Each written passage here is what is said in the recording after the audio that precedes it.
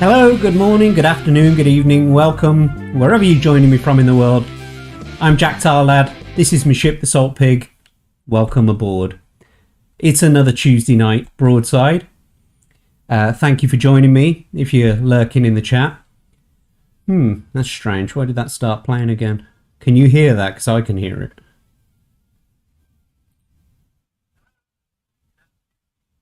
Oh, it's okay.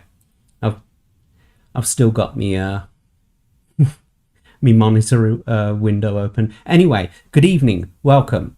Just wanted to give you a quick update. I've been uploading some new videos to the channel. I've been doing a few shorts. I've started a new line of shorts actually called Aesop's Fables, and they're, traditional ancient stories. So just give them a go, have a look through them. What else? Yeah, the work is slowly starting to pile up now. So I've got to try and catch up somehow. This is the 5th broadside. I've got to, all of them are chopped up. I've just got to start uploading all the previous videos to the channel, basically. So I'm going to be doing that. Don't forget, if you want to get in touch with Auntie Jack and tell me some of your life's problems, anything that you need advice on, and I will do my best to play your agony aunt, you can send an email to tarladjack@gmail.com. In fact, I think that is... there you go. tarladjack@gmail.com. So, what are we going to be talking about tonight? Because I did say earlier on Twitter... Oh, that's a point. You can find me on Twitter as well, @JackTarlad. I did say on Twitter earlier that I hadn't got a clue what I was going to actually talk about, because there's so much choice. And whilst I was preparing the stream for broadcast, a few things popped into my head. So I'm going to talk about Jeremy Clarkson and what he's been saying about Meghan Markle. I will talk about Elon and the future of Twitter a little bit. I'll hit upon that. There's an interesting situation with a fellow YouTuber where he's a live streamer. He streams, live streams of the airplanes taking off and landing at Birmingham Airport in the West Midlands in UK. And, he does what a lot of airport live streamers do. He talks to the camera and, he's constantly, surveying the airport. But he also, uploads his own shorts and stuff like that. And he made a very comical one a couple of weeks ago. He made a very comical one. He'd managed to capture some footage of a ground crew worker trying to push some stuff. Anyway, it was a bit farcical, and he added the funny music to it as well for added comedic effect. Well, he was asked to take that video down by the police. He was visited by the police. I think it might have been at his home, actually. He was visited by the police at his home and he was asked to take it down. And since then, in the location where he enjoyed filming and where he got the best vantage point, the police have been sort of harassing him. And I wanted to kind of go through that. So, we'll talk about that. We're going to go through Twitter as well. We're going to have a quick scan through what's trending on my Twitter. What else? Yeah, there's a couple of other things anyway. I've got a couple of things in my head. I've got some things lined up in Chrome. Don't forget, ladies and gentlemen, if you was here last week, you learned that my big TV is out of action at the moment. So I am working on just a very small, computer monitor at the moment. I usually have a massive 49-inch screen to work from. So please bear with me if there's a little bit of hiccups in that way. But I guess, where are we going to start? All right, okay, I guess we'll start with your boy Clarkson. Jeremy Clarkson. So, as everybody is probably well aware by now, Jeremy Clarkson, one of the presenters from Top Gear, he is also a columnist. I think, is it for The Guardian? Is it? Somewhere. It's some paper anyway. And he went on a bit of a tirade about Meghan Markle, the the Duchess of Sussex? Yeah, he said a few things about her anyway, and he's faced a load of backlash over it. We're going to go through it now. He's faced a load of backlash over it, and I am completely on his side, and I don't care what anyone fucking says, okay? I'm completely on Jeremy Clarkson's side. We're going to go through it now. I'm just going to... because this whole thing is absolutely ridiculous.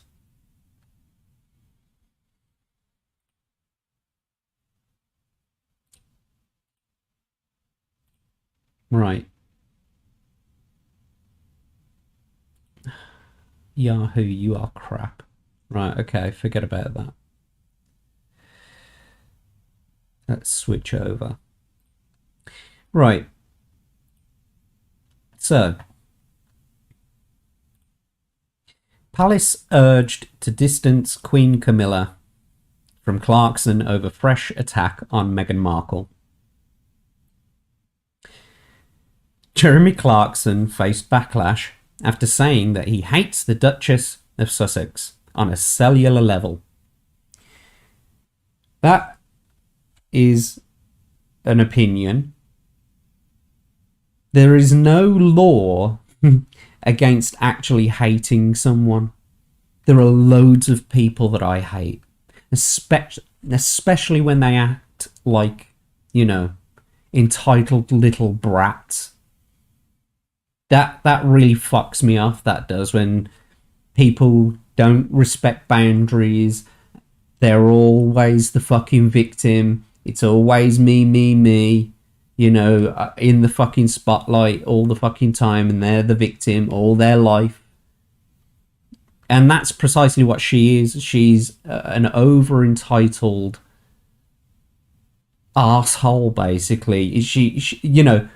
So the reason why I say this is because anytime you see her at like a royal function where there might be some form of pageantry or anything like that, she doesn't seem to be able to understand that there are hundreds of years of tradition behind all this, and that there is etiquette and protocol.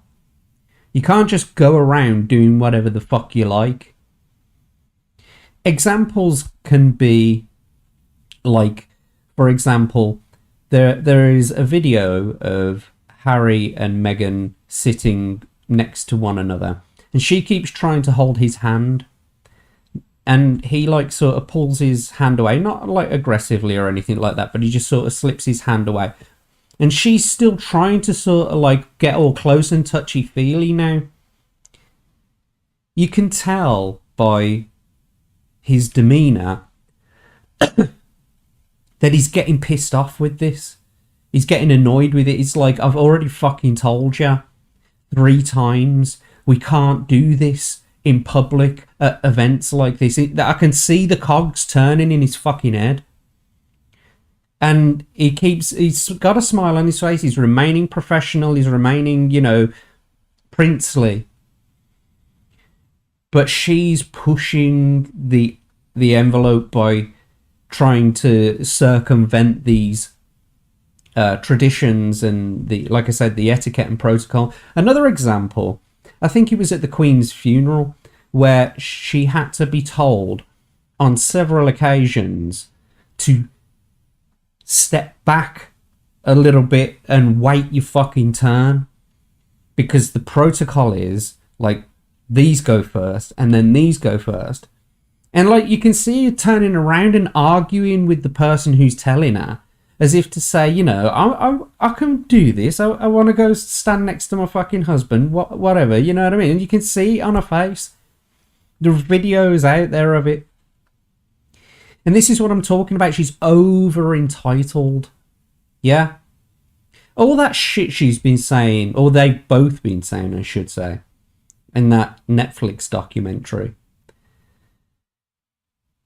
Oh, me, oh, I'm the victim, oh, this and that. It's like, no, you just want it your own fucking way, and they told you where to go. This is a very exclusive club, okay? This is the royal family of the United Kingdom, okay? Not everyone gets to get in, and if you're gonna start trying to act the big un and trying to circumvent hundreds and hundreds of years of British royal tradition, and you're gonna have that self-entitled attitude, they're not gonna like you very much. And that goes for any family, really. I know I've bought home girlfriends, and at first they've been, my parents have been courteous and the family have been courteous, but the more and more that they've got to know her, they've realised that she's a massive cunt and that they don't like her. Yeah? And so that's happened a couple of times, but, I'm in love with this girl, and I, for some reason, can't see past my own love for this girl that she's a massive cunt. And I guess that might be the same with him, but he also might be a little bit henpecked and, I don't know. He just seems a bit broken now. Anyway, he's a traitorous fucking treasonous cunt as well. Saying all that shit about his family and about our king, his father. It's treason. It's straight up what it is. It's fucking treason. Okay, now, what Clarkson's turned around and said. Jeremy Clarkson's declaration of hatred for Meghan, Duchess of Sussex, has seen Buckingham Palace urged to detach Queen Camilla from former Top Gear presenter believed to be a close friend. On Sunday, former BBC correspondent Peter Hunt tweeted that the comments made offer the palace a chance to distance the new queen from her friend, particularly due to Camilla's high-profile efforts for raising awareness and campaigning about violence against women. Now, I mean, I see where they're coming from because, as you're going to tell if you haven't already read the articles or you don't know what it was that he said, it does come across as, like in contradiction of like Queen Camilla's efforts, I guess. But we'll take a deeper dive into it anyway. The ex-Top Gear host wrote in a newspaper column that he is dreaming of the day that Meghan Markle must parade naked in every town as people hurl excrement at her. People hurl excrement at her. Now, that is obviously... Anyone who's watched Game of Thrones knows that is the punishment that Cersei Lannister receives because she fucked her brother. Shame. I fucking love that entire sequence. I mean, she gets what she deserves. You know what I mean? She's been such an horrible... She's been just like Meghan Markle, really, manipulative and salty and vicious and spiteful. Yeah, and she got what she deserved. That kind of makes up for the really shitty ending that she got, the too easy ending. Seeing her paraded through the streets like that. Cersei Lannister, I'm talking about. Seeing that horrible cunt paraded through the streets like that. And, people throwing shit at her. It wasn't actually Lena Headey, it was a body double. But nevertheless. Nice tits as well. Anyway.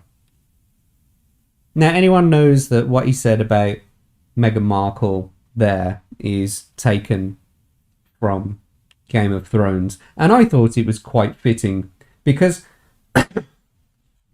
although the papers aren't really reporting it, I know just for... And it's not like echo chamber type shit. right? I talk to lots of different people from different backgrounds. People tell me all the time, excuse me, people tell me all the time, right, that they share the same sentiment in the sense of that there's a massive dislike for Meghan Markle in the country, all around the country. And in some cases, it seems like there's a massive dislike for Meghan Markle in other countries, like the United States. But nevertheless, she's not that liked here. And so I guess Jeremy Clarkson's sentiment there would be shared by a lot of other British people, that they would love the chance to throw a lump of shit at Meghan Markle had she been paraded through the streets naked. Now, the joke in itself is what we used to call hyperbole, right? Hyperbole means that it is so grotesquely out of proportion, but we know that they're trying to convey a point of exaggeration. We know that it's not really that big. We know that it's not really that serious, and that it's a hyperbolic statement. Okay? You know, like, oh, she was so big, she'd have fucking crushed you, she'd have sat on you. That's not entirely true. You know what I mean? You'd have been okay had she sat on you. I don't know. But you get my point. It's hyperbole. It's a hyperbolous statement. He goes on to say that he hates Meghan Markle. Not like he hates Nicola Sturgeon or Rose West, but he hates her on a cellular level. And he's entitled to feel that way. Okay. You're entitled to dislike someone so much that you wouldn't piss on them were they on fire. You're allowed to feel that way. You are allowed to watch someone burning and go, do you know what? I don't think I'm going to step in and help this. If you really wanted to be that much of an arsehole, that inhumane, you could. So this is all just manufactured, you know, what do they call it? Manufactured outrage. He said, he also called her a woman talking bollocks. At night, I'm unable to sleep. I lie there grinding my teeth and dreaming of the day when she's made to parade naked through the streets of every town in Britain, while the crowds chant shame and throw lumps of excrement at her. You see, he keeps saying excrement, I'm saying lumps of shit. A big dollop of shit. Just chuck it at her head. I want to see what a pat hit her. You know, or you know, like in Back to the Future, if we could just sort of like, you know, dump a fucking manure truck on her and she's like spitting out manure. That'd be... Thank you. I'd love that. Please, can we have that? More of that, please. Right. Anyway, yeah. Made to parade through every town of Britain while the crowds chant shame and throw lumps of excrement at her. Mr. Hunt has called for a distance between Camilla and Jeremy after his comments, especially after the new Queen's recent event at Buckingham Palace. Last month, the Queen Consort marked the annual 16 days of activism against gender-based violence by delivering a speech at Buckingham Palace at a Buckingham Palace reception. Keep that in mind. It says gender-based violence. Okay. Who these woke people should really be going after is any of the female sort of guests. I mean, I guess Camilla Parker Bowles might not be the best representative for you know, an organization focused against the, you know, gender-based violence. And the reason why I say that is because the more DV cases come from same-sex couples where the sex is female. So if you've got two biological females, lesbians, living together, the DV rate is higher than same-sex male couples or hetero couples. It's way higher. So women cause more domestic violence and perpetrate more domestic violence than any other type of couple. So perhaps women aren't the best people to voice this movement. Just saying.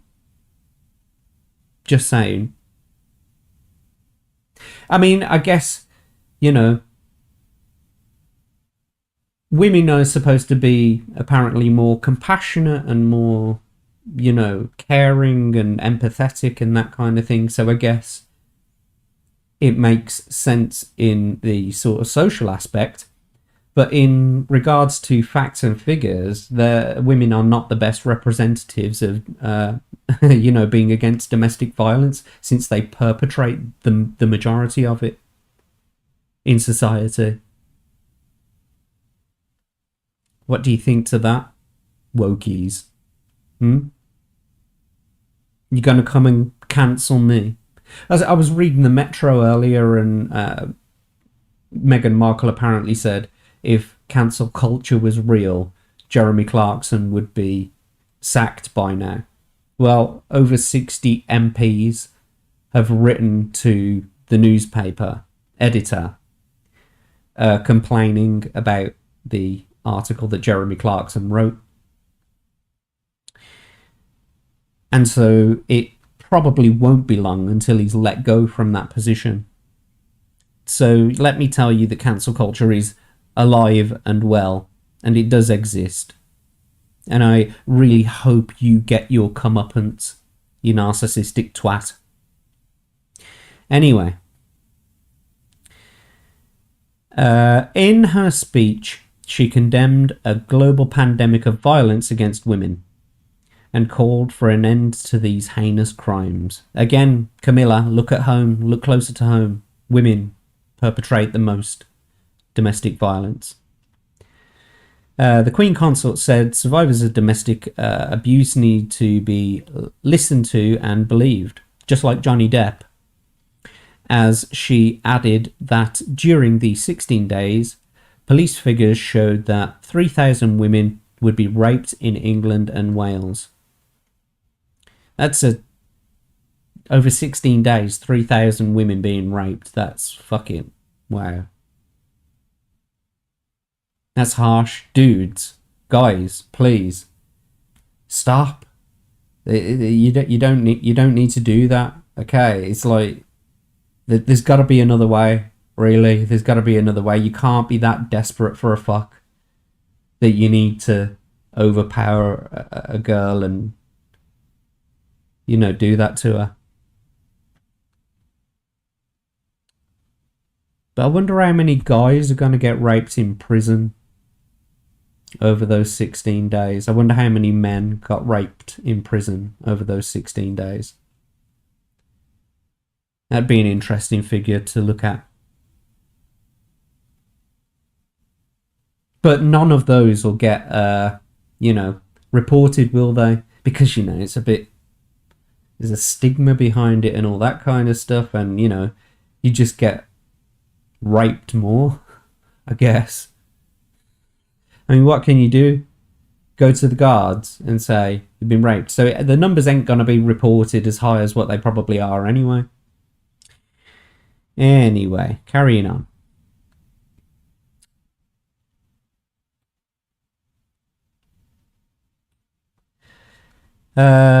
Oh, there's a typo. His comments were widely condemned. That doesn't make sense. His comments were widely condemned as vile and disgusting, with his daughter even condemning the comments, posting on her Instagram stories 2 days after the comments surfaced. Posting on her Instagram stories 2 days after the comments surfaced. Jeremy's daughter Emily, 28, wrote, "My views are and have always been clear when it comes to misogyny, bullying, and the treatment of women by the media. She added, I want to make it very clear that I stand against everything that my dad wrote about Meghan Markle. I remain standing in support of those that are targeted with online hatred. Well, it's not online hatred. Everyone's turned it into online hatred. He wrote for a newspaper article. That's in print, in newspaper. Just because the same article was uploaded doesn't mean that it's online targeted hate. Okay, he expressed his opinion in an article that he was authorized to write, and it went through the editor, which meant that they thought that it was okay too. Because it's an opinion. So I think let's take a look on Twitter a second. Oh, there's me. Look, hello everyone. Because I actually responded to him the other day, because he came out and kind of apologized for it. He's like, oh no, I didn't realize that I had upset so many people. Yada yada, blah blah.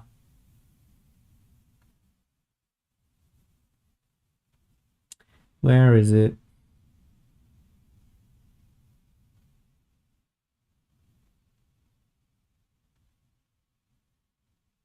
Oh, there it is. Yeah. So he says, oh dear, I've rather put my foot in it. In a column I wrote about Meghan, I made a clumsy reference to a scene in Game of Thrones, and this has gone down badly with a great many people.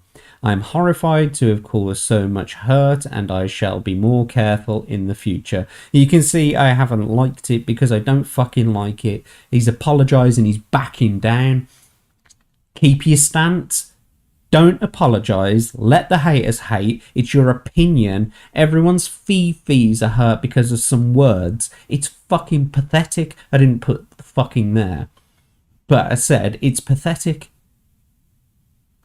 Because it is. Oh, your fees hurt because of some opinion that someone holds of someone. You don't have to read his articles, you know. Oh,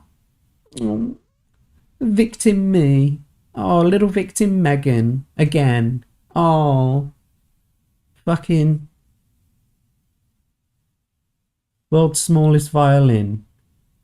You're always gonna be the victim, aren't you, Meghan? Yeah. And this is why people don't fucking like you. He shouldn't have backed down on that. Even though his daughter came out and says, I stand against it. That's fine. I have opinions that my family stand staunchly against. I still hold them and I still say them. Because that's what it is to be an individual. If lots of people think you're a cunt because you hold an opinion like that, fine. They think that of you. Your actions, determine the kind of person that you are. Do you know what I mean? So just because you hold opinions about certain people doesn't mean that you're a bad person. It just means that you want it to happen to that person so much because you dislike them at such a level, you hold so much contempt for them that you wish bad things for that person. And that's not illegal. To want it, to wish it into sort of existence, to try to manifest it out of your own being. But it's just sort of impotent rage, so you spit out this column because that's all you can do is just voice your opinion. You can't actually get her in the fucking streets naked and start throwing shit at you. If you could, I think the turnout would be like that fucking, Argentina turnout here. Look, where is it? Yeah, this here. The turnout would be like that if she actually was paraded through the streets naked. This would be it. These would be scenes in London and everywhere. Everyone turning out for their fucking chance to throw a dollop of shit at Meghan Markle. I don't care what all you wokies think about me. I couldn't give a fuck. Okay? I don't advocate for violence against women. I don't advocate for anything like that. What I'm saying is that this is a hyperbolous statement that is being used to accentuate an opinion. It's trying to show you he doesn't care that he doesn't care that he knows. Oh, sorry, he doesn't care that you know that he hates her. Okay, he doesn't care about that. In fact, the point that he was trying to make was that he hates her so much that he wants this to happen to her, and it was a hyperbolic statement that he sort of wants something as drastic as that to happen to her. I totally understand where he was coming from, and I want the same thing for her. But where Jeremy Clarkson was probably being hyperbolic, I actually want people to fucking throw a lump of shit at her. Okay. Yes, it'd be assault. And, you know, in the grand scheme of things, but it's just like fucking, you know, chucking a bucket of water over everyone.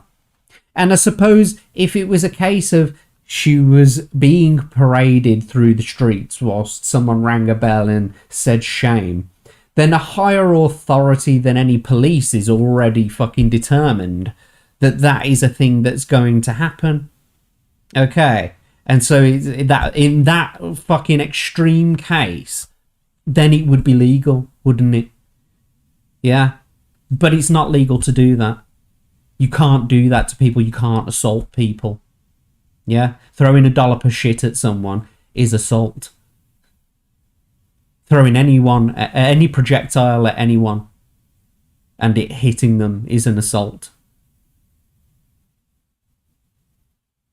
So don't throw shit at people. We've moved past that. We're not monkeys anymore. Yeah.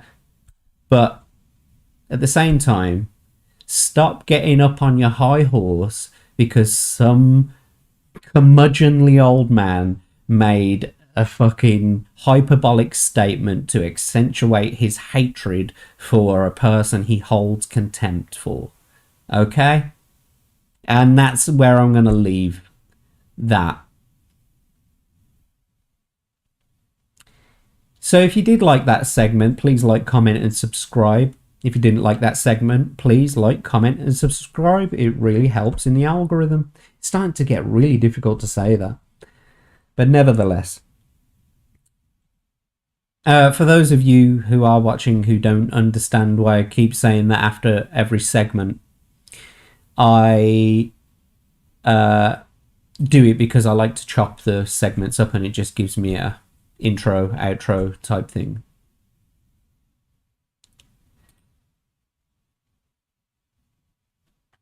Ah, it's Quarter Black. Hello, Quarter Black. Thank you for liking.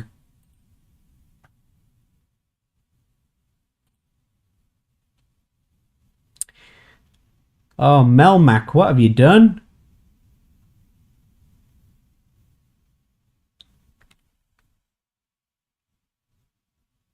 Yeah, well, yeah, okay. Look, if you're just gonna eat meat and butter all day, sweetie, I mean, I love you. Okay? Absolutely love you. You're great. So wholesome. We'd never work, though, because you eat too much meat and butter, and I bet your shit stinks to the high heavens. I'm not saying that my shit smells nice, but I bet yours. Whoo! Hoo-wee! Anyway, sorry, Mel. I am a fan, I promise, and I hope you get better. I do hope you get better. We're not here to look at. We're not here to look at Twitter right now, anyway. We are going to talk about Airport Action is a YouTube channel. They live stream the airports, sometimes East Midlands Airport, but a lot of the time Birmingham Airport in the West Midlands. That's where they're situated at for the majority of the time. Now, it depends on which runway the planes are taking off from. I should say, by the way, I'm a very big fan, and I do like to, sometimes I have the streams on in the background, because he starts quite early in the morning and he finishes quite late at night. So I can be working, pottering around, doing stuff in the house, all that kind of stuff, whilst it's on in the background, and then, whatever. Anyway, I just like the sounds of the airport. I like aviation. So I watch him a lot. Let me just switch back to the chat and cam. Yeah, so Airport Action. He streams on YouTube. Birmingham Airport. And he found this perfect vantage point in a national car park. It's an NCP car park situated at Birmingham Airport. And, so he could go up onto one of the top levels and he could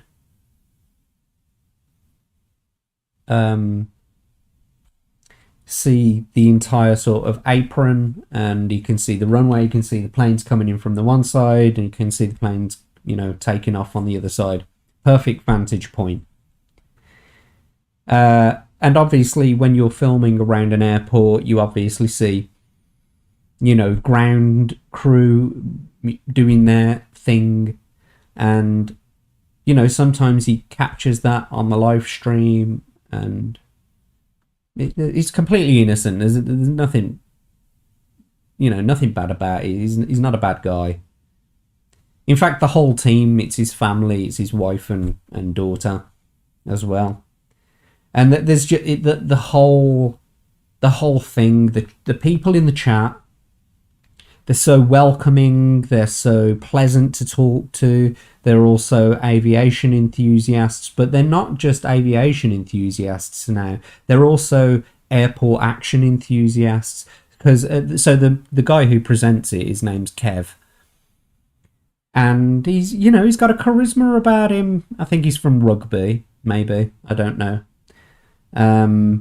But he's got a charisma about him, and he's building this channel. He's built it up from nothing, and I think he's just passed another subscriber milestone, and he's really building it up. He's been doing like emojis for the chat. He's monetized, so people can join his channel now. He gets gift memberships, all that kind of stuff. I've been watching this grow slowly over.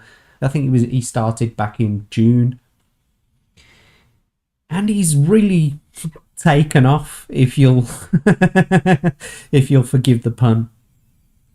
Those airport streams are really quite popular all around the world, and people do visit the chat from all around the world. So anyway, I guess my point is, there's nothing nefarious there. He doesn't mean any harm. None of them mean any harm whatsoever.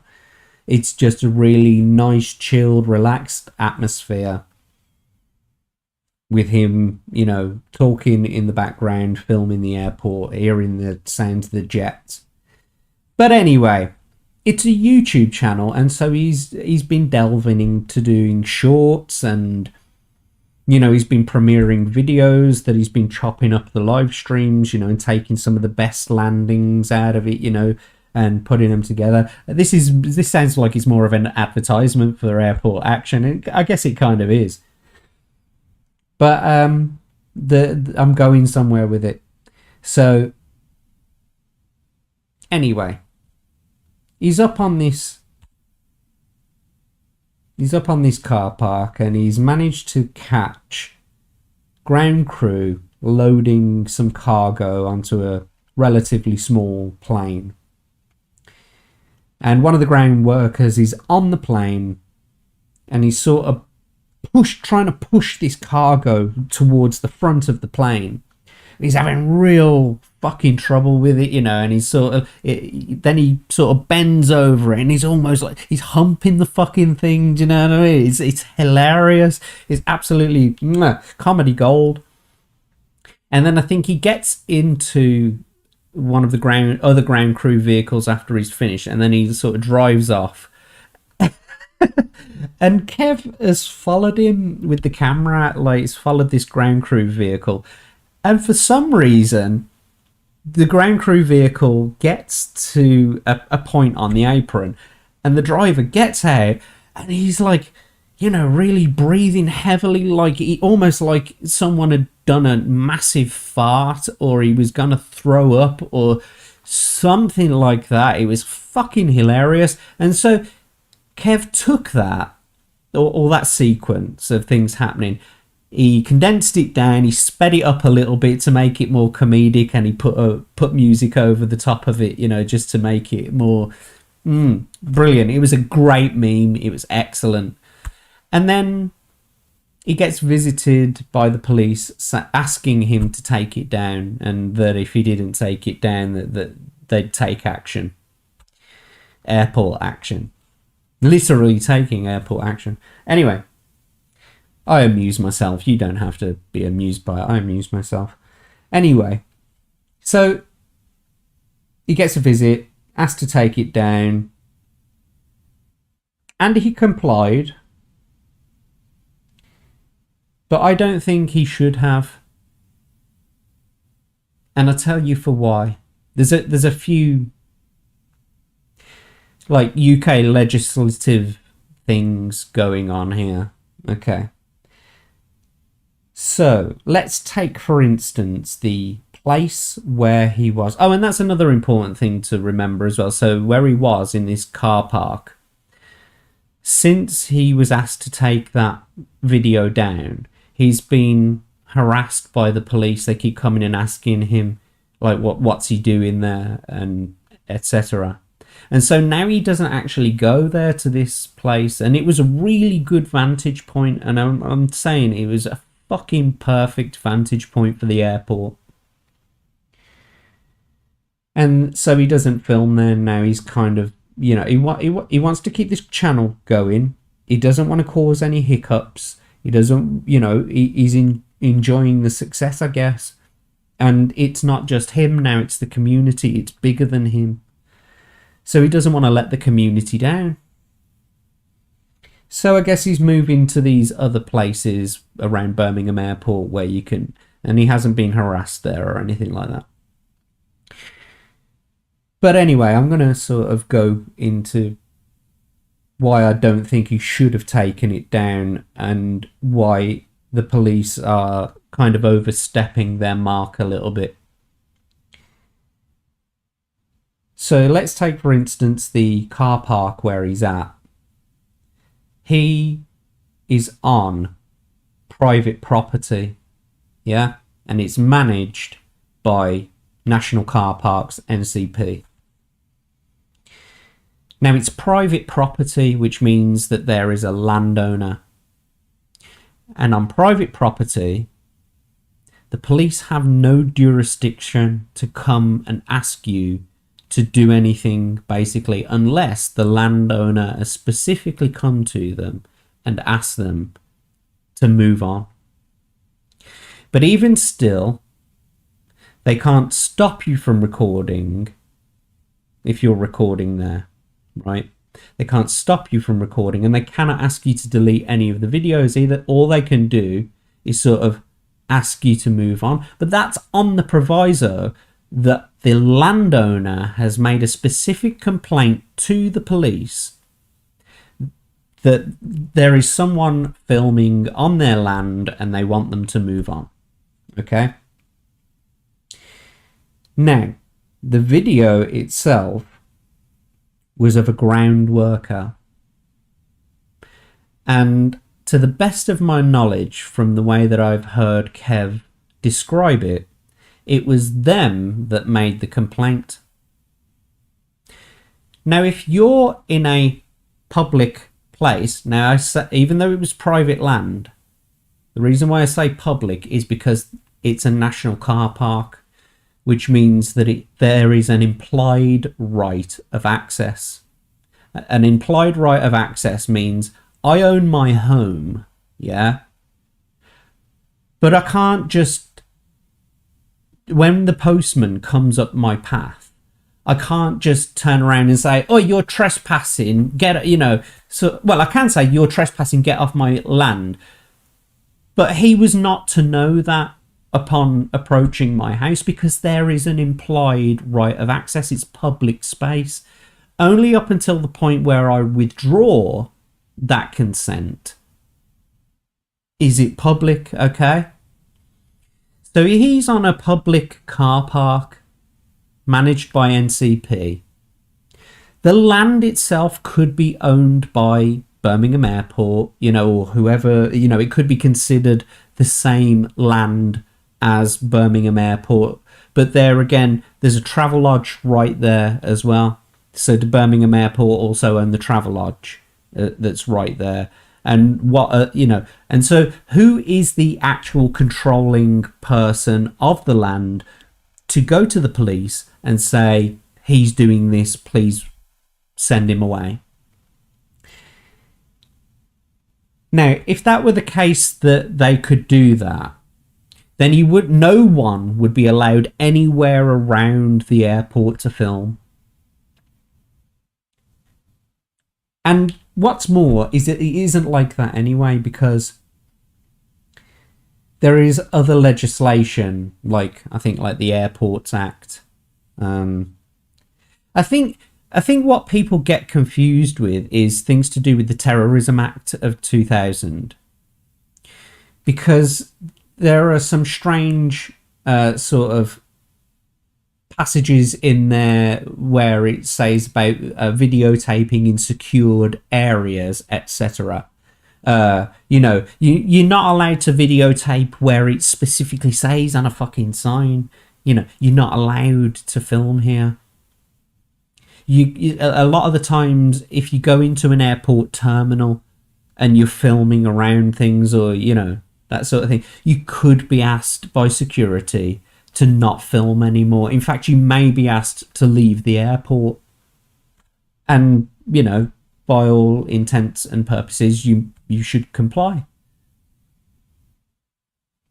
But they can't ask you to delete the video.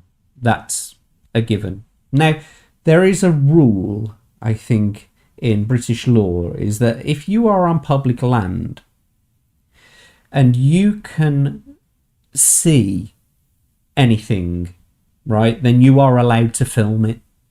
Okay? So it doesn't matter where you are on that public land. If you can see it, if it's in your, if you can see it without, doing anything else, like climbing over a fence or getting a ladder, tooling up, that sort of thing. If you can videotape from a public place, then you're allowed to video record it. Now, as I've said previously, I believe the complaint came from the person who was featured in the video, which kind of means absolutely nothing. People are filmed in public all the time.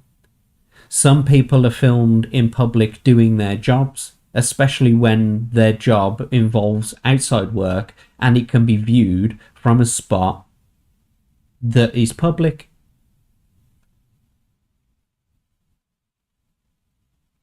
So I don't think that ground worker had any grounds to complain at all.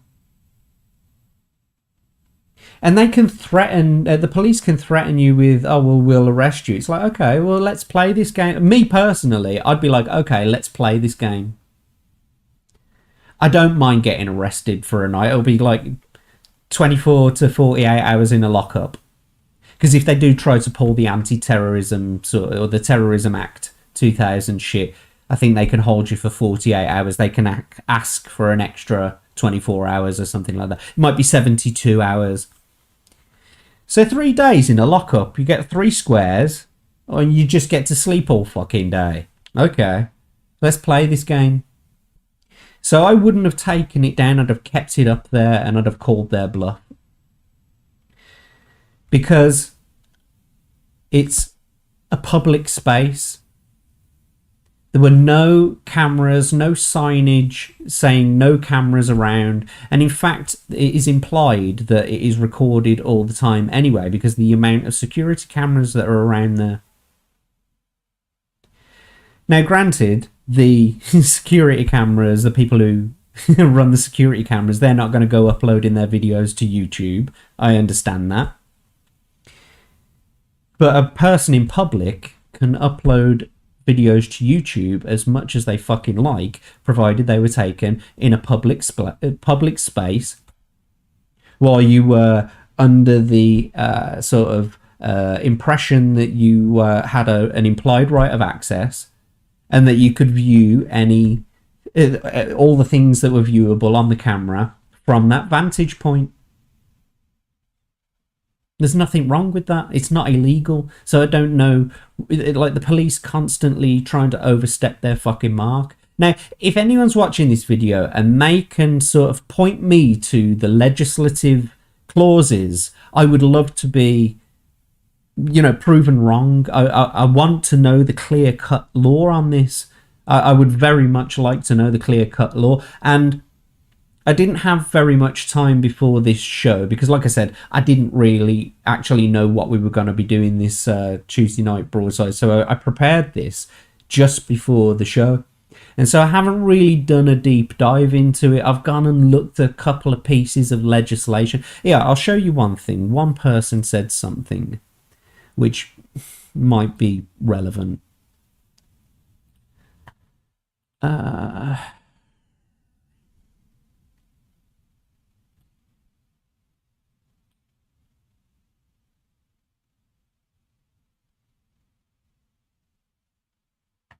Yeah, so this guy, so what are the laws on filming in public in the UK? This guy here has turned around and says, so this is just an opinion. I don't take Cura answers as gospel. But he says, general rules of British law say that whatever is not specifically prohibited is permitted. Many countries insist on permits for everything. You can pretty much film anything you want in public. That doesn't involve stuff like upskirting. Some people confuse public spaces with shopping centres or railway stations. These are private spaces. One has to bear in mind that are obvious terrorist targets, which may be okay to film, but are not worth the grief if you are challenged. Does it say? A police officer cannot search a phone or delete images without a warrant. They cannot tell you to delete images. Use common sense and it's fine. This is mainly to do with domestic use, not commercial photography.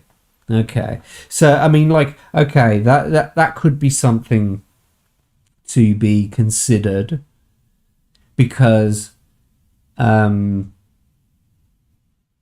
if he's uploading them to YouTube and he's actually making a living from that channel, that's now commercial. Now he's uploading those under like commercial use. So he's trying to benefit financially from those videos.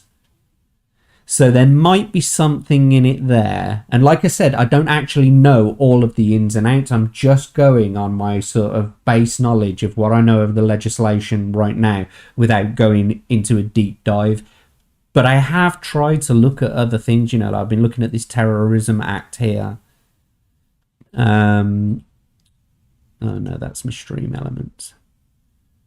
By the way, you can tip me on Stream Elements if you do fancy it, if you're feeling generous. I would be very grateful. I know the money goes to PayPal, but look, it's all I fucking got at the moment. Okay, so just help me out. I almost used a gamer word then. But anyway, yeah, help me out. help a guy out. Here we go. So here's another opinion piece. What rights to photography exist at UK airports?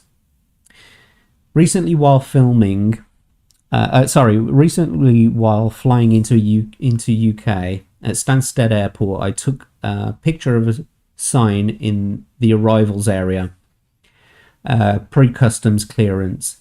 The context is that when I travel, I like to take pictures of signs that I find amusing. Weird hobby. Okay, you got your thing to do.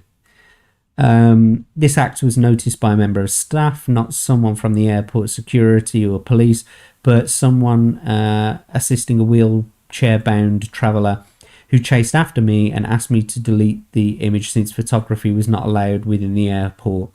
She even ensured it was deleted from the phone's deleted images folder to prevent recovery. Okay, well that was wrong. She's not allowed to do that. She totally doesn't have the jurisdiction to do that. Right, let's take a look at these three answers here. So the most upvoted one, I guess. In the UK, the law does not prevent photography from a public place. However, airports in the UK are private, either in full and or on land which is considered private property. Consequentially, most ban photography, particularly in secure or security areas. When not in a secure area, and when done for personal, not commercial use, it is generally accepted. Pre-customs arrivals areas generally have security restrictions on electronic devices and photography. To be clear, while you do not need a permit to shoot in a public place, public is a loose term. All land in the UK is owned, even if it's accessible at all times.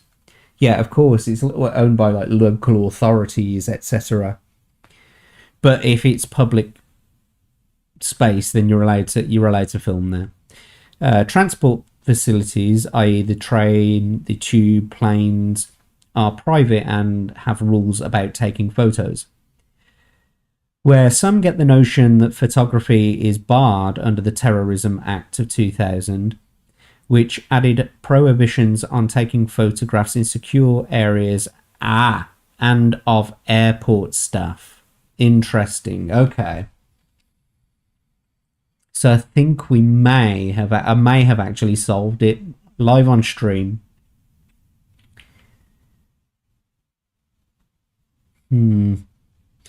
Right. What I'll do is I'll take another look at this. I'll go for a deeper dive. I tell you what, Kev, I'll go for a deeper dive and I'll get back to you on it. But anyway, let's just get back to this quickly. And the overzealous individual had no authority to do so. Only the police can challenge you, as has been made very clear by the Met, meaning the Metropolitan Police. You can be stopped by security and asked not to take photos, and you can be removed from the property by them, but they cannot physically prevent you from taking pictures, nor can they take your equipment, look at your photos, delete or force you to delete any images.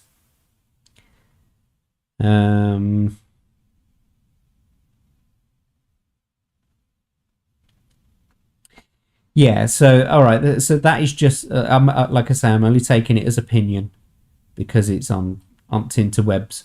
I don't know what this person's background is. It was like 5 years ago this was asked, etc. So the law might be out of date now. But that is a very interesting thing to sort of take into account there, that if the Terrorism Act 2000 says something about not filming airport staff, then there might be credence in what they're saying. However, yeah, leave it with me, Kev. I'll get back to you on it because now I'm going to have to make some phone calls. I'm going to have to take a really deep dive through the Terrorism Act, and I'm going to have to make some phone calls because I want to get this clear. You know what I mean? Because One of the things that I was really annoyed about, which I could tell you were fucking steaming about it as well, mate, that, you know, it really pissed you off. Them asking you, you know, and coming hassling you and asking you to delete the fucking video and then hassling you again at the place where you were doing your thing. It's like, unless the landowner has come and asked them specifically to come and have a word with you, there is no reason why the police should be coming and hassling you at the airport or at the car park. They don't have any jurisdiction there otherwise. They have to sort of at least suspect you of committing a crime.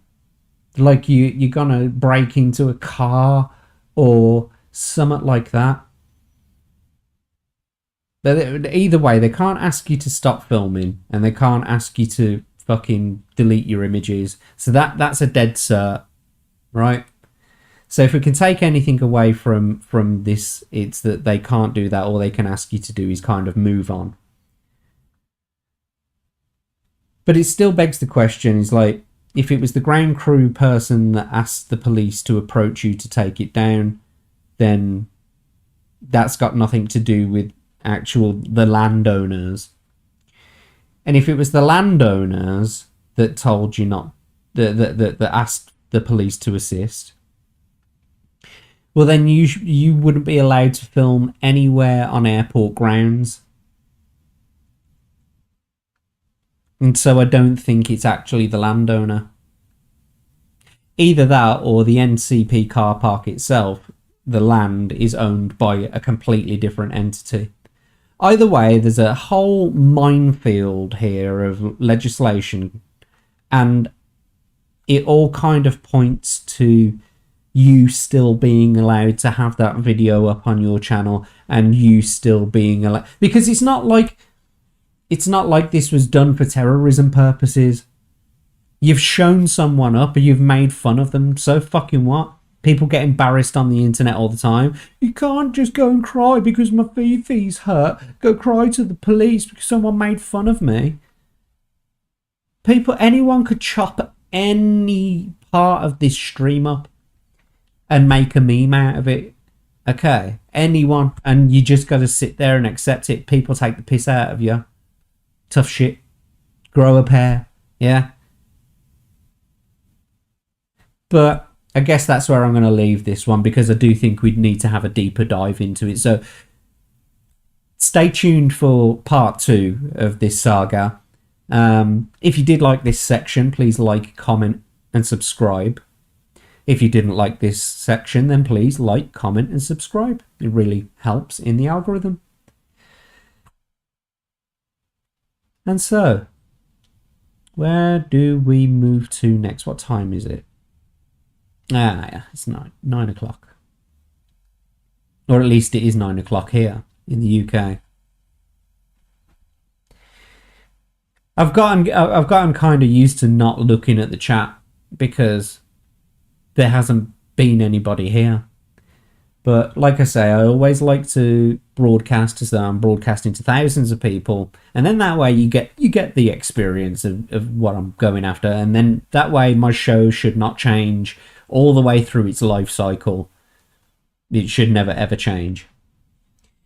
Right, so what are we gonna talk about next? Oh,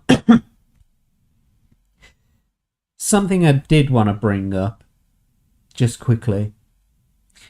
It seems recently that a lot of people around the world have been getting sick with some kind of non-COVID flu-type virus. And there's been a strain of strep going around as well. It's claimed the lives of 4 children in the UK. I believe it's 4 children in the UK, which is a higher death rate than COVID over the last couple of years. But nevertheless, around the world, people have been suffering with this illness. Now, the reason why I say people around the world is because I've had it, and my family have had it. I know that some of the channels that I watch on YouTube, and that I'm closely sort of, related with, if you get what I mean, like in the sense of like I'm in the community, and I talk to them a lot. I get a bit of background on them, that kind of thing. I know that other people in the sort of YouTube ecosphere have been cancelling their live streams or not uploading as many videos, etc., because they've come down with this virus that has given people a terrible chest infection, and it's given people like flu-like symptoms, and having all of the snotty nose and everything. Let me ask all the people who are experiencing this illness right now. I want to know, leave it in the comments. I want to know if you have been getting really bad sinus pain, like maybe behind your eye or under your eye, really, really bad sinus pain. And when you're doing those long sniffs up and they're dry, there's nothing there, you're not sniffing anything back, but you can feel the sort of pressure increasing. Now, I've experienced this. A few other people who have I've spoken to who have experienced this as well. But another symptom that I seem to have picked up on is that during the main part of the illness, my hearing became blocked, or the canal there, it became kind of blocked, and so now I can hear far less out of this ear than the other ear. And what I'd like to ask is, are anybody else with this flu right now experiencing loss of hearing or any of this extreme sinus pain, behind your eyes, giving you headaches, along with maybe you get a sore throat on one of the sides? I don't know. But the main symptoms that I'm asking about is the sort of migraine headaches related to the sinuses, and the loss of hearing, which is also related to the sinuses. Because I'm willing to bet that this is just, another virus that has gone round, and that it spread just as quickly as what COVID did. And yet no one's talking about it. It's just like another flu. But though it's got very specific symptoms, and a lot of people that I've already spoken to have confirmed that they have had the same symptoms that I have. Heavy pressure in the sinuses and causing a loss of hearing either in one or both ears. So I'd like to know in the comments, have you been experiencing these symptoms yourself? And I'm going to end it with, if you like that segment, please like, comment and subscribe. If you didn't like that segment, please like, comment and subscribe. It really helps in the algorithm. That's gonna be a short clip that I'll upload later. And like I said at the beginning of the stream, it really is quite difficult to balance your life, do one of these live streams a week and chop up all the episodes, and then make it, further chopping up the episode into a smaller, condensed sort of YouTube video. Because what I've noticed is I tend to go on about a subject for like half an hour to 45 minutes in some cases, and that's just far too long. But I mean, I am adding a lot of detail to the story and the speech and my opinions and that kind of thing, and a lot of it is relevant, but it just seems to go on for far too long. So I'm trying to condense the segments down a little bit with less talking and that kind of stuff. Right.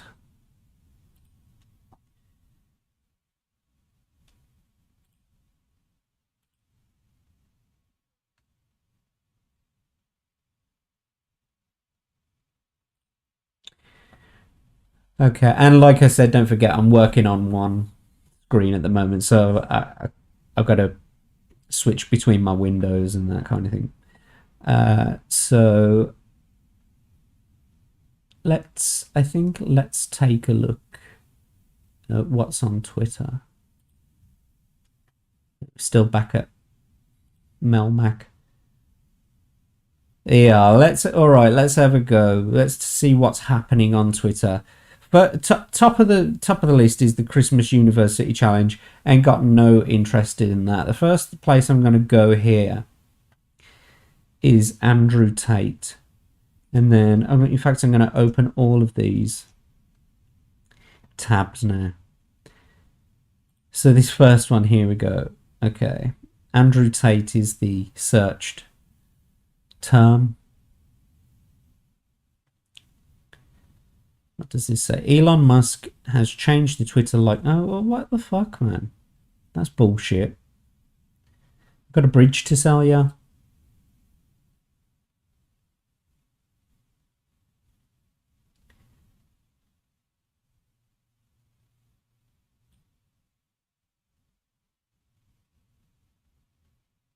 I'm just going to come out and say the truth because everyone else is afraid. Okay, let's give it a go. Right. You're not going to be able to hear it until I do this.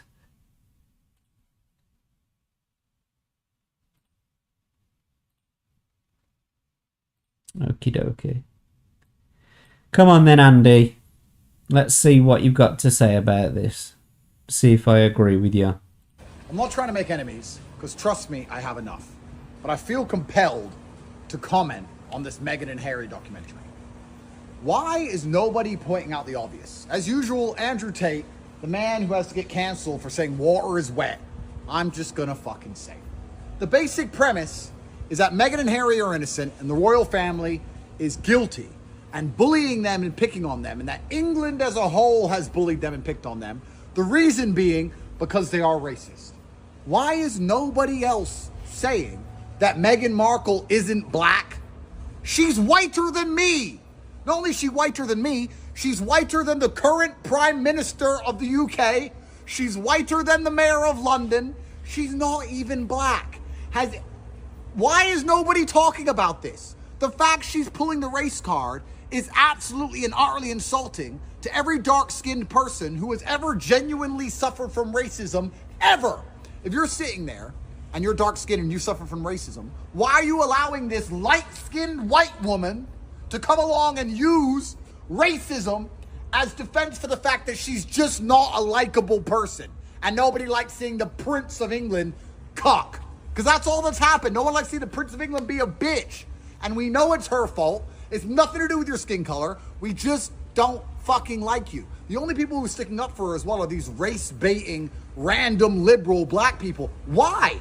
She's using the race card and she doesn't even deserve it. No one's fucking racist against her. She was famous. She was fine. She was in suits or whatever, running around doing whatever haram stuff she was doing. There's no racial implication here. Nobody likes her at all. So, as usual, Andrew Tate has the solution. I officially invite Meghan Markle to cook me chicken. Because if she's black, it's gonna taste good. I know. I've been around the block. I'm brown enough to tell. When Meghan Markle cooks me a chicken dinner, I know she doesn't cook shit for Harry. When she cooks me a chicken dinner, I will then confirm if she is black or not. Because I have a strong suspicion she's full of shit.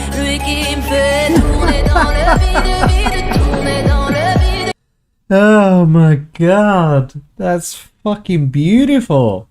Okay, Andy, you winner. You're a winner, mate. Look, I don't necessarily agree with the way that you put yourself across sometimes, and I'm going to continue calling you arrogant. I'm sorry. Yeah, I know you did a video. I know you did a video saying people call me arrogant, but I'm not. You are. But the thing about it is that you got fuck you money, and so it doesn't matter that you're arrogant. You can afford to be arrogant. And what's more is that I absolutely admire the way that it inspires people. Even myself, I've been watching your videos, And I've been saying to, like, I don't know, maybe you've gone on about like something like procrastination or something like that, or there was one that I was watching the other day where you was turning around and saying about like how you never see a like a bodybuilder who just sort of like woke up one day and it happened to him, and that, you know, he had an actual plan. He dieted himself, he worked hard, he had a plan. He's like, you're sitting there saying that you want to get rich, but you have no actual plan. And I'm sitting there going, yeah, you're fucking right. You're absolutely right. And there's a lot of things that he says that he's absolutely 100% right on. He's called a misogynist because he just tells truths about the differences between men and women, and that there is a trade-off between the two. There is a give and take between the two. That's all he's saying. Is that there are roles. If you want to fuck with those roles, go ahead, fuck with those roles. You're not going to be as successful as people who do it the proper way. Yeah, who realize that there are major differences between men and women, and that they work together harmonious, or that they can work together harmoniously to make an excellent, you know, couple, an excellent unity. He understands that. He's not a fucking misogynist at all. But I like what he said there. And she did list herself on her, or she does list herself on her Hollywood application forms as Caucasian. So, you know, it's in her own words. She's white. And I totally agree with her. This is blackface. This is cultural appropriation. All you wokies should be jumping on Meghan. You should be absolutely condemning her.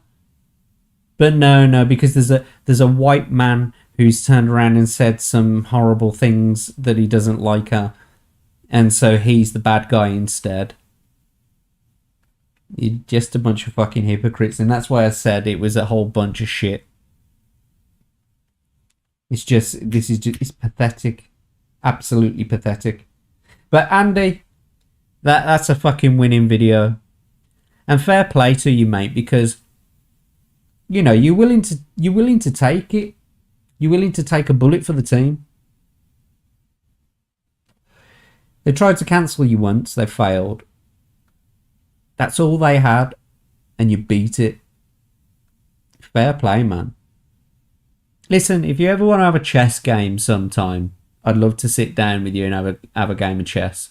You probably whoop the fuck out of me.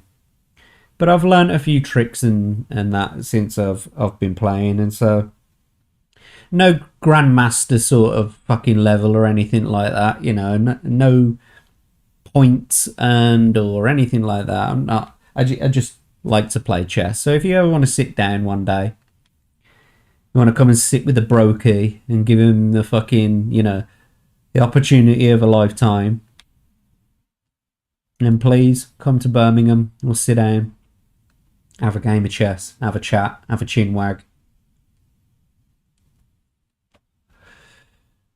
Yeah, if you did like that section, please like, comment and subscribe. If you didn't, please like, comment and subscribe.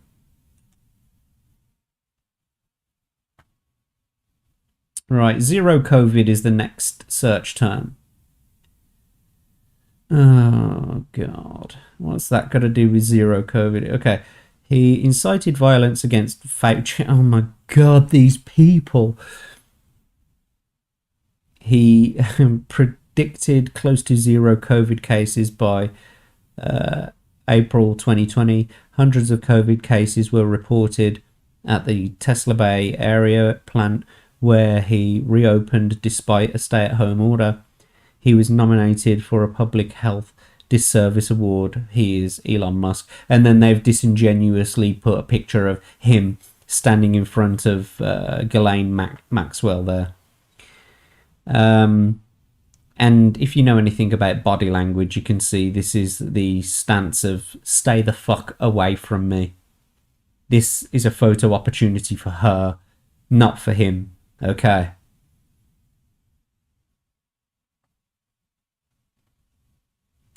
Does anyone actually believe this nonsense anymore? I wouldn't trust a single thing coming out of China. And even if it were true, that just goes to show that once again, lockdowns do not work and the architects of zero COVID are criminally insane. Okay, what are you saying here then? Hearses line the streets of Beijing as China's COVID crisis worsens. There are a lot of old people over in China. This ain't killing young people. COVID isn't killing young people at the rate that it's killing old people or people with. All right, I won't say all young people because there could be some young people with serious underlying conditions that it might affect far more than others. But I'm going to keep quoting the statistics. In the UK alone, only 35% of the population have even contracted COVID.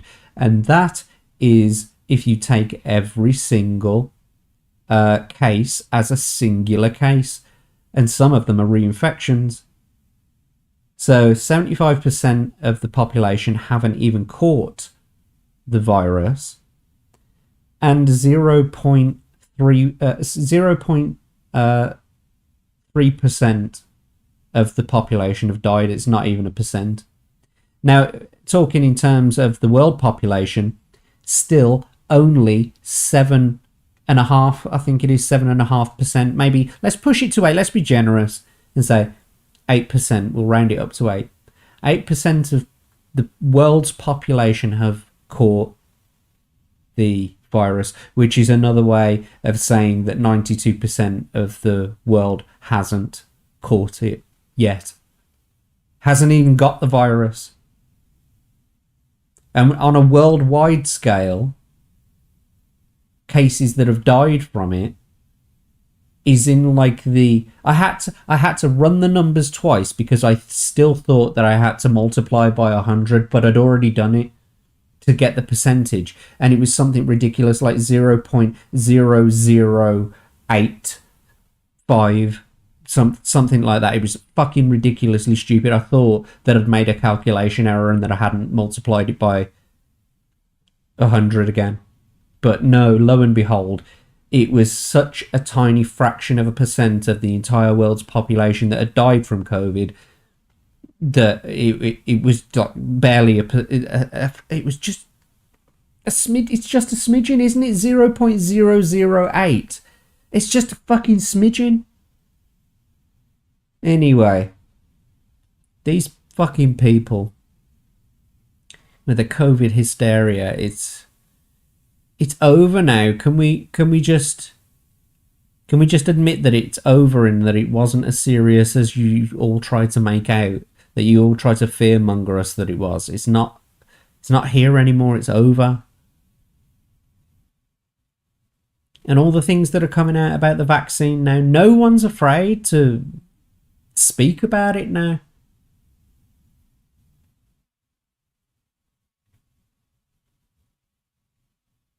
You probably will find in a few months' time that doctors will be turning around to,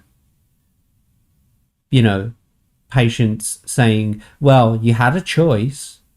You didn't have to take the vaccine. You had a choice. It was all your choice. No, it wasn't. You fucking fearmongered everyone into it.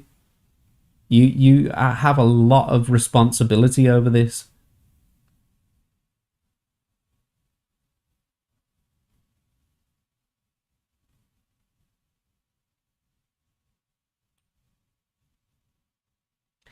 This entire thread exists solely to convince the world that extreme lockdowns are needed because somehow, as soon as China ends its zero COVID policy, millions immediately get infected.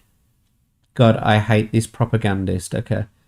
Hospitals completely overwhelmed in China ever since restrictions dropped. Epidemiologists estimate up to greater than 60% of Chinese and 10% of Earth's population. See what I mean? 10% of Earth's population likely to be infected over the next 90 days. Deaths likely in the millions. This is just the start. That's bullshit. Uh, and so this is a new form of COVID, then, is it? That the Chinese government have released on their people. It's a new one, is it? Because this isn't happening anywhere else in the world.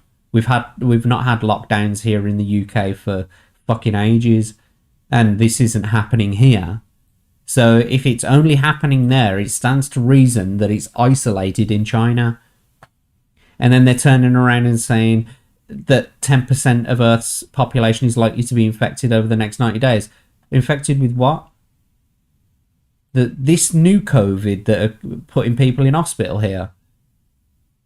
What are you talking about exactly? Sounds like you're out in yourselves.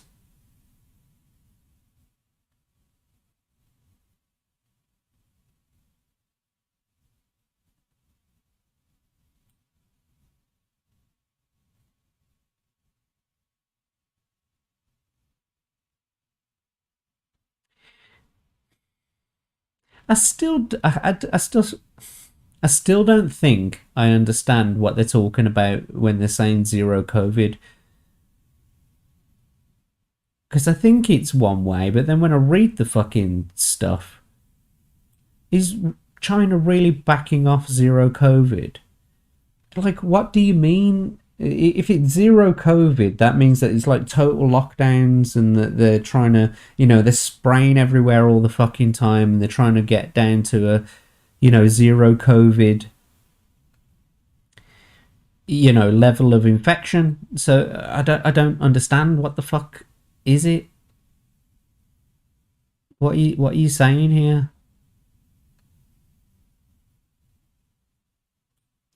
Alright, I've had enough of looking at that one now. What's the next one? Digital ID. Oh, fuck, here we go.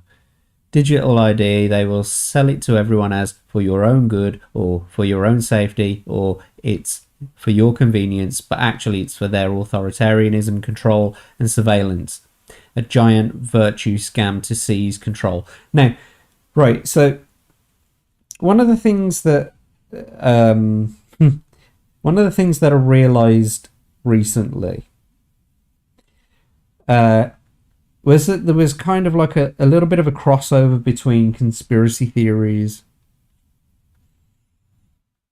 Now, I've condemned some of my friends and other people who believe that 5G masts are being installed and that they're killer masts, killer radiation, all that kind of bollocks. Yeah. And if they understood how microwave radiation worked, they would know that these masts are pretty much harmless. Unless you're right up there on the top of the mast and right in front of the transmitter, you're absolutely fine because microwaves dissipate as they travel through the atmosphere or through a medium. And so their argument was that these were killer masts. Now, there was another conspiracy theory about being injected with RFID tags. And I debunked that one by turning around and saying that would never work because you would need to have the way that these RFID chips work is it's near field communication, which means that you have to put the microchip near something that can induce a current in the coil that surrounds this microchip, yeah, or the RFID tag, right? You would need something that induces a current so that it can read the chip, yeah? And it's not like the government could just track you from using these RFID chips. Like, what, from fucking space? Well, one of the things about this 5G technology is that you have massive masts and they serve as like a base station. And what's been installed in cities that are developing their 5G networks are smaller repeater transmitters, and they all work together in harmony to deliver 5G without cooking people, basically. Because obviously, like I said, microwaves cook people, yeah? Microwaves heat up water. So if you're in front of a transmitter, yeah, you're going to get cooked. That's why they need to be switched off when engineers go and work on them. You don't see someone on top of the fucking BT tower in the middle of Birmingham with the, or post office tower, unless those things are switched off. Those big drums, and it's got the big fucking, you know, electric bolt across it, yeah, the lightning bolt. Don't go and stand in front of one of those unless it's switched off, because you'll cook, because it's microwave radiation. But as I said, it dissipates as it goes through the atmosphere. But if you can pick up that signal before it dissipates, when its signal strength is weaker and it can't cook people, and then you can transmit that at a lower powered rate as well, yeah, you can still use the same frequencies, you can still use your 5G frequencies, yeah, but now you don't have to use as much power. And so that's what all of these tiny little, you know, 5G boxes that are being placed everywhere around cities, that's what they do. Now, it only occurred to me the other day that the RFID tagging and the 5G could actually work in tandem.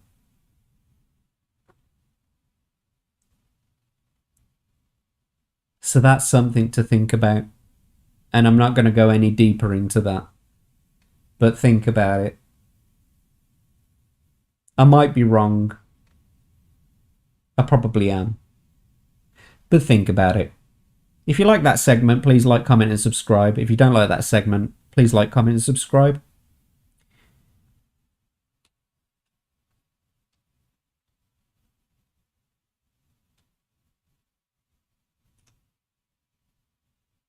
What's this? Hashtag Chicago. What's going on in Chicago?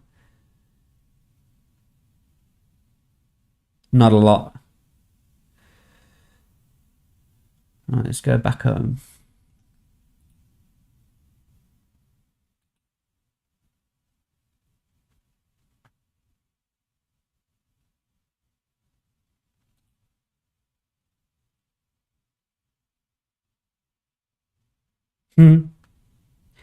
I want to make a Lego with you, X-Ray Girl. Is that code for something? Oh, I swear to God, I saw an image of Gary from Nerdrotic earlier. Or at least I think it was. It was one of the memes the Legion of Memers made. And it was Gary and Nina Infinity in The Lost Boys. But the picture, I mean, like, Gary now, he's got a big fucking wizard beard, big glasses, you know. He doesn't look the same as in that picture, but I had to do a few takes and I was like, holy shit, it actually is him. If it's not, I've convinced myself he looks like him. I'm sure we'll see it pop up in a bit.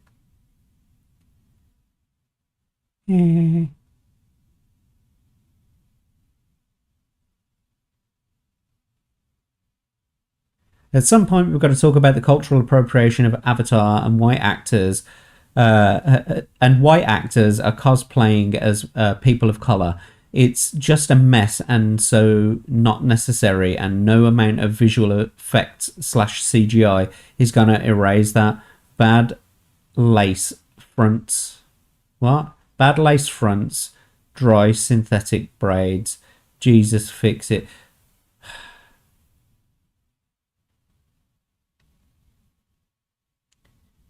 Well, I think James Cameron should start looking for blue alien Navi people for Avatar 3.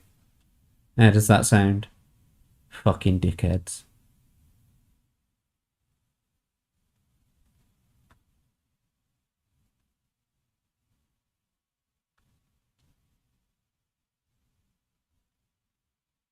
Rudolph the Red-Nosed Raptor. 1964. Wow. Who doesn't like a raptor? Our expectations for you were low, but holy fuck. What's that to do with It's Amazing How Bad It Was?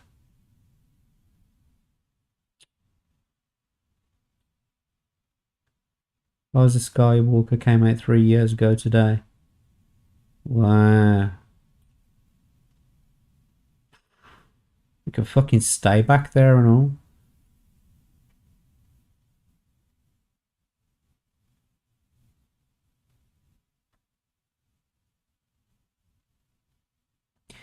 Who remembers when Biden said the only pandemic we have is among the unvaccinated? And they're killing people. What's your message to platforms like Facebook? They're killing people. I mean, it really, look, the only pandemic we have is among the unvaccinated. And they're killing people. What's your message to platforms? That clip. It's Joe Biden trying his hardest to remember the thing that was said to him just before he left the building. He was briefed just before he left the building, and he's like, right, so you got this, Joe, yeah? Remember, vaccinated, yeah? Unvaccinated, pandemic of the unvaccinated, that they're killing people. Okay, that's what you got to say. It's a pandemic of the unvaccinated. They're killing people. You got it, Joe. Yeah, I got it. No worries. Gets out, and he just blunders and he forgets, and he's like, "What do you think about Facebook? They're killing people." Yeah, that was it. What we have is a problem of the unvaccinated. They're killing people. See, it's like watching someone in a fucking nursing home. Genuinely, watch it again. Here we go. What's your message to platforms like Facebook? They're killing people. I mean, it really. Look, the only. See, look at him fumbling there. He's just been told to say this. What's your message to platforms like Facebook? They're killing people. I mean, it really. Look, the only pandemic we have is among the unvaccinated, and they're killing people. You're such a fucking idiot.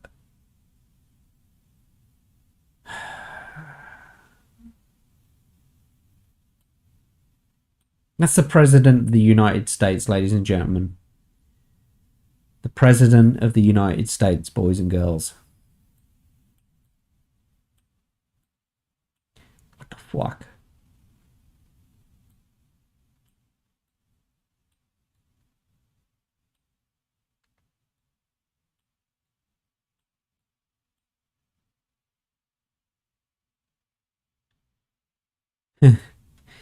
We should make a Lego of a giant scissor.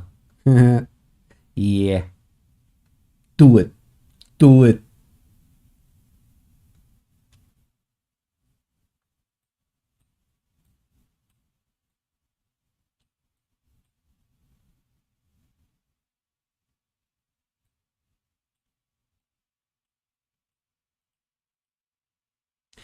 Batman Forever on Sega Genesis, along with a Batmobile, big wheels.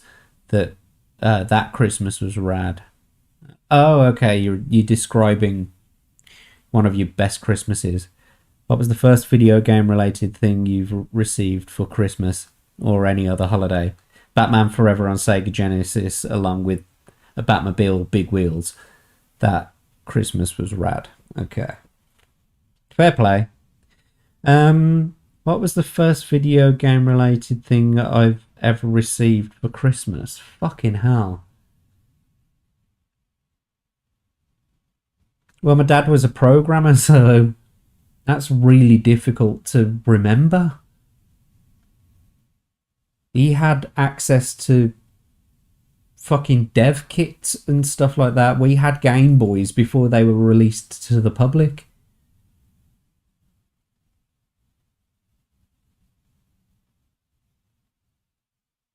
I got my first Commodore 64 for my birthday, so that's not a Christmas thing. You see, that's how far back I go, boys and girls. Fucking Commodore 64. Bet you ain't ever heard of one of them before. Pac-Man, though, on the Commodore. Superior.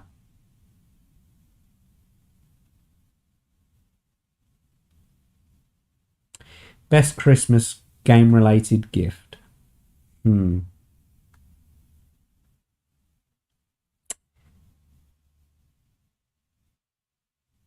Oh! Of course. We got Starwing on the SNES. We actually got the console, the SNES, with Starwing. So yeah, that was a pretty cool one. Getting a SNES for Christmas with Starwing.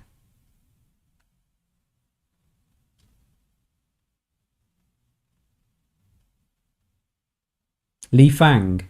Is that Fang Fang's brother?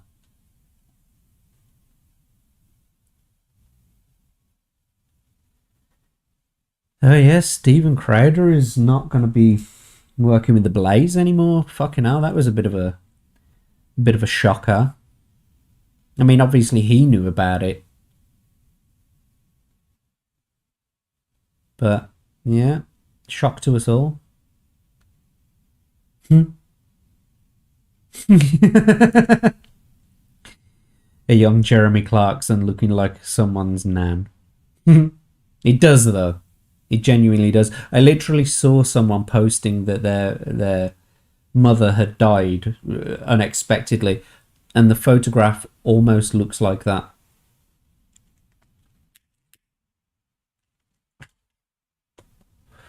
Almost identically.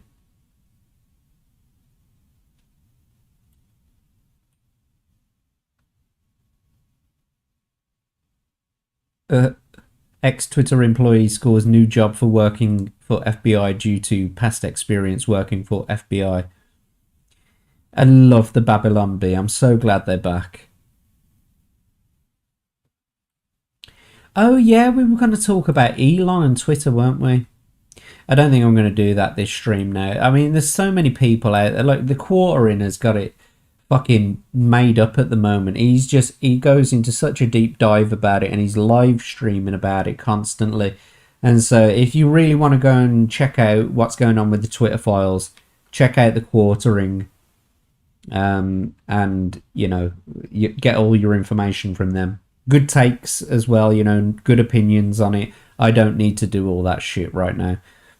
There is something that I'm specifically going to talk about with regard to Twitter and Elon, but I'm not going to do it now. Not this stream.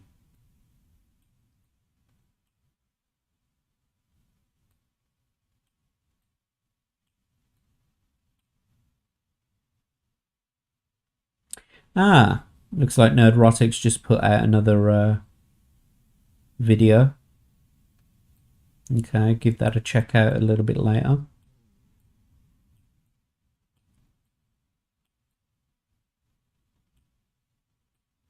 Viva Fry. Oh, okay. What's this? Join me as I go over why the narratives are responding and how they and others are wrong. Sorry, I'm talking to myself, forgetting that you guys are here.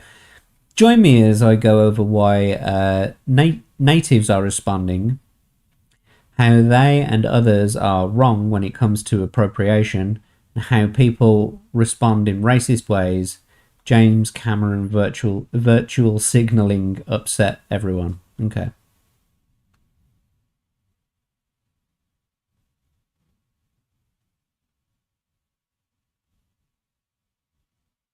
Whoa, what the fuck happened there, bro?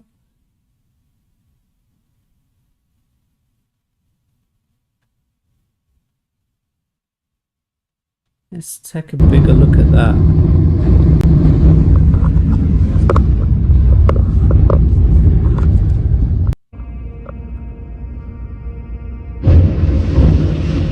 Wow.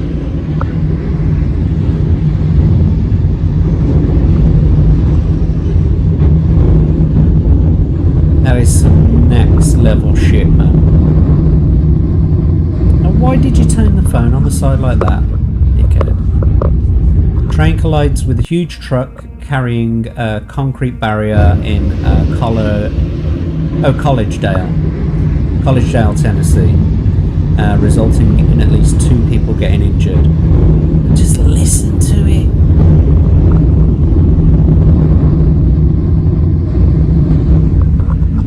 Whoa, Jesus Christ. Why is Stephen Fry trending? We'll take a look at that in a second. What's this? 1 hour ago. Twitter Files Part 8. Okay. How Twitter quietly aided the Pentagon's covert online PSYOP campaign. Despite promises to shut down covert state-run propaganda networks, Twitter docs show that the social media giant directly assisted the US military's influence operations. This is treason. I don't know why anyone isn't fucking jumping up and down saying, you know, we need to fucking get these people now. I said to you last time, it's more than a smoking gun now. It's hand in the cookie jar.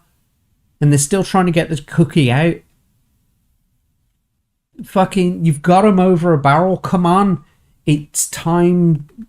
If ever was there a time for an insurrection, it'd be now.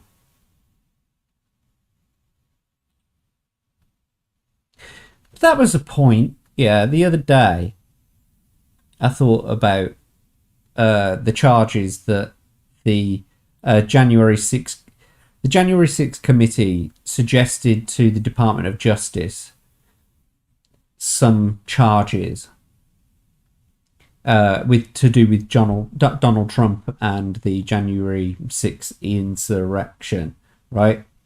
Now, one of the things that it listed was inciting an insurrection. Now, I was under the impression that America was founded on a document that specifically allows you to form a militia, form an organized militia to overthrow a tyrannical government. I thought that was in your constitution. I thought it was in your, you know, Bill of Rights or whatever the fuck it is. I'm not entirely sure where the quote comes from.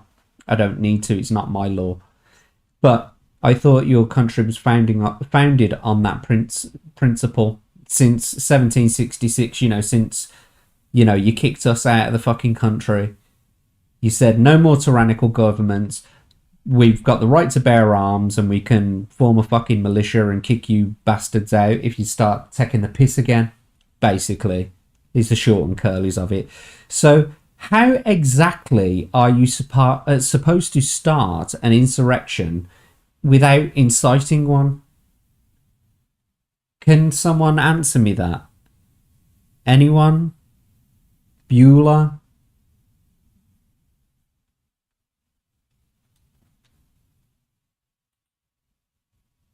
But this is treason. This is absolute treason.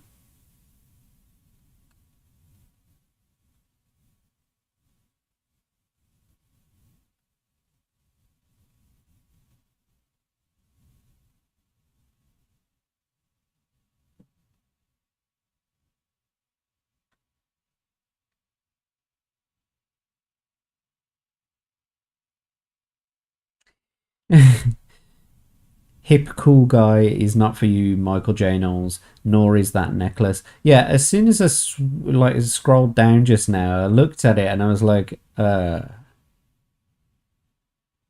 is he transitioning? Is this a bit? Is this like a thing that you're doing? A bit, a skit?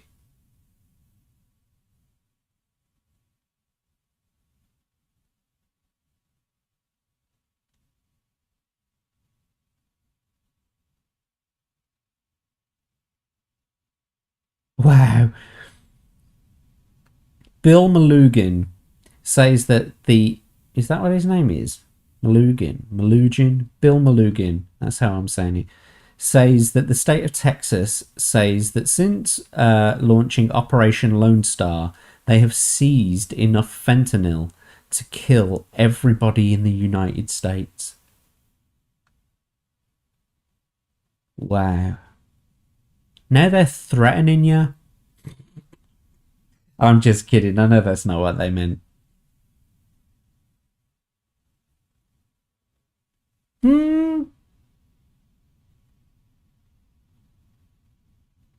Blue lives matter.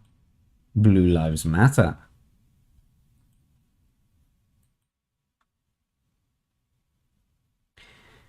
Would you rather see the content of Hunter Biden's laptop or Donald Trump's taxes?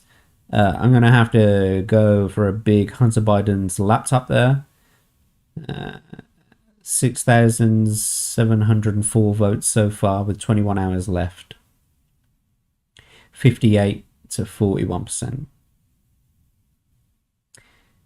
Tumpity Tom. Let's keep going. I'm not going to keep the stream going for much longer. Another 10 minutes, I think. What happened? What have they done to you? In Otter news. Oh yeah, so just in case you were wondering, I will be streaming next Tuesday, the day after Boxing Day for the UK. So I will be streaming on Tuesday evening with another Tuesday Night Broadside, which will be the Christmas stream, obviously. So I'm hoping to get at least 3 hoes, you know, because it's Christmas.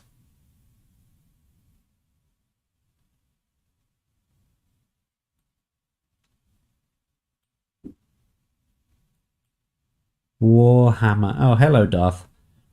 Will Henry Cavill's Warhammer movie on Amazon kick ass? Look, one of 2 things is going to happen.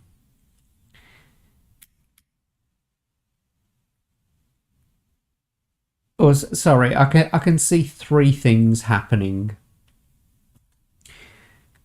Either Cavill is going to be given a majorative creative influence over this, and that he is going to heavily push back against any woke ideology and all that kind of bullshit. That's one possibility. Another possibility is that he might end up signing a contract that prevents him from leaving the project, but still some of his suggestions are being met, but he's still having to compromise on other things. So he's not entirely unhappy to stay there, but it just means that some of the ideas are going to have to be compromised. Or things will get too woke and he'll just quit. I see those 3 things happening. If the first one happens, then it's going to be absolutely fucking awesome, because he knows the law and he's promised to the fans to keep true to the law. And he's saying that specifically because he knows all the shit that the Amazon got for Rings of Power, because it was a pile of shit, an absolute pile of shit. Threw away everything you knew about Tolkien.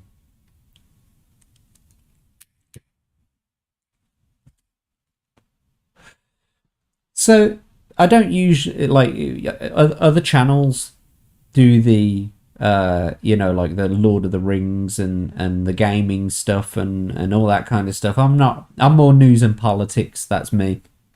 That's my thing.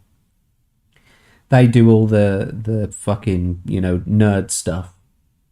And I like the nerd stuff, I'm involved in it. I'm a part of the fellowship and so on. So I'm going to actually delve into their realm a little bit. And I'm going to say, because I haven't commented on the Rings of Power at all yet. The one thing I will say is that The Lord of the Rings is primarily a written text. There is no deviating really from that text. When artists back in the sort of, yeah, well, since it was written, people have drawn images of Middle Earth and the creatures of Middle Earth based on their descriptions in the book, yeah, in the written text.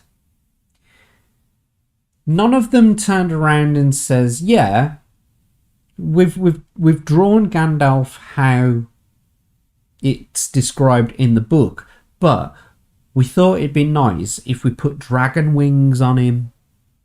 It's not specifically in the lore, yeah, of Lord of the Rings, but we thought it would be nice to take a creative influence with it. No one did that. Yeah? When they did Lord of the Rings, they changed a couple of things, in the sense of they changed, like, for example, the elves. I don't think they went to help out at Helm's Deep because they were battling Sauron's forces on their own turf, and so they changed something to do with that. I think that's part of it. And there's a few other very minor changes that they've made in order to condense it into like a fucking 9-hour saga. What Rings of Power did was they looked at the book and they went, okay, well, we got the main characters out of it, and fuck the timeline, and fuck the rest of the lore. We'll just embellish as much as we want on this. It's based on Tolkien. That's what it is. It's based on Tolkien, but it is not Lord of the Rings. It's like a fan fiction of Lord of the Rings. That's like, like I said, it's just like drawing Gandalf, yeah, reading his description in the book and going, well, we drew Gandalf, but we just wanted to put some dragon wings on him. No one did that. People have taken influence from Lord of the Rings, and it inspired them to draw images based on the text. They didn't embellish on that. And that's precisely what the showrunners of Rings of Power did. They got rid of all of the people that were telling them, no, this isn't right, that wouldn't happen, you're going in the wrong direction. They got rid of all those people because they didn't care about preserving Tolkien's legacy. They wanted to use it as a vehicle for their own narrative. And it's obvious that was the case. And it was just so terribly produced anyway. You're telling me billions and billions and billions of dollars was spent on that? Well, the majority of it must have been on just the rights alone, because the fucking graphics and the storytelling are absolutely shit. I can't believe you spent billions of dollars on the 3D art. It looked like something that a grad student could do. It's literally nothing impressive.